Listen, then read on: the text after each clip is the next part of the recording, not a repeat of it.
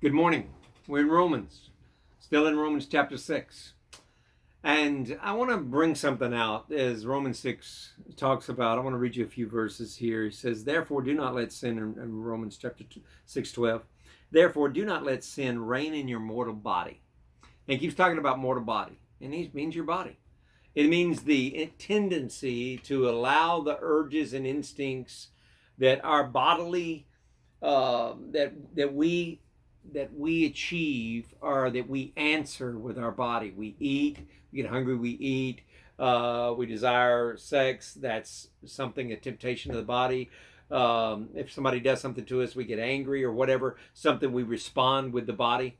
All of these things he's saying, therefore, do not let sin reign in your mortal body. Now, mortal has to do with corruption and death, because it's mortal, it's going to die, right? We're all going to die.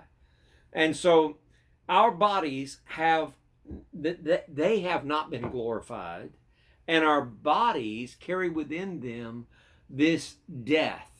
And our spirits, our souls have been what? Placed in Christ. But this body is still going to suffer death. And so here we find, he says, don't let sin reign in your mortal body. So what's in here, and what's in here in my heart, my mind, my emotions, and my will to act has to be in control of my body.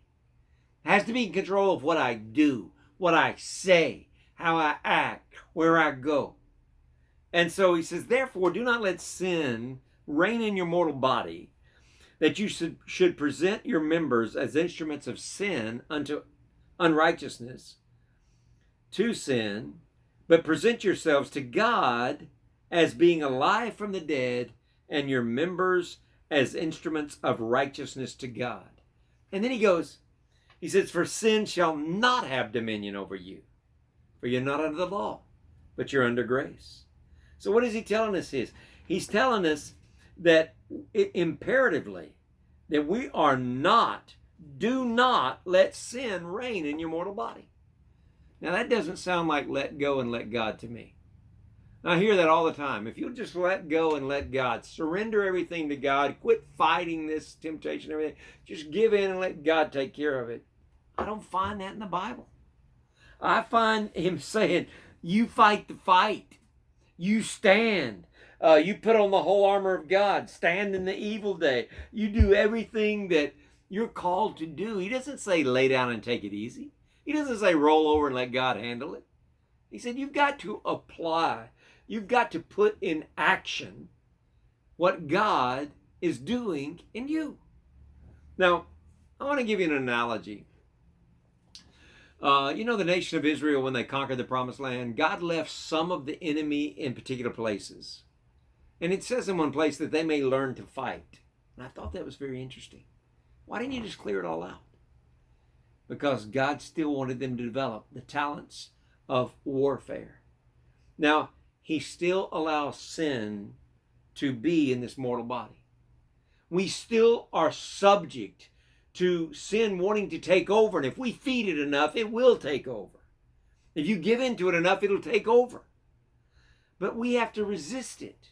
We have to use the power of God that we know is true, that we are placed in Christ and we're dead to sin and it's not going to reign in us. We have to continuously do that. It's no lay down, take it easy proposition. Reckon, and it's in the present tense. Go on reckoning. If it was all a done deal, then why would he say reckon? And why does he say don't lie, don't steal, don't do all of these things? And so I want to put it in a practical way. You've got your mind, will, and emotions, right? And so where does the sin usually start? Right here. We start thinking about something. And then if we're not careful, we engage our imagination. We start thinking about what it would be like if we did that. We start thinking about what it would be like to say, tell that person off or fulfill this lust or whatever. And pretty soon we've moved from mind to emotions to trying to feel something in our minds. And then we move into wills, into action. Now, in Proverbs, Solomon was telling his son, you make previously decided biblical choices that will produce positive benefits so that when you get there, you've already made that decision.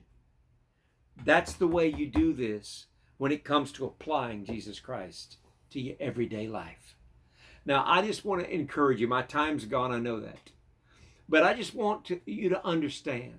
When you fall into sin, don't beat yourself up. Just say, I will get up.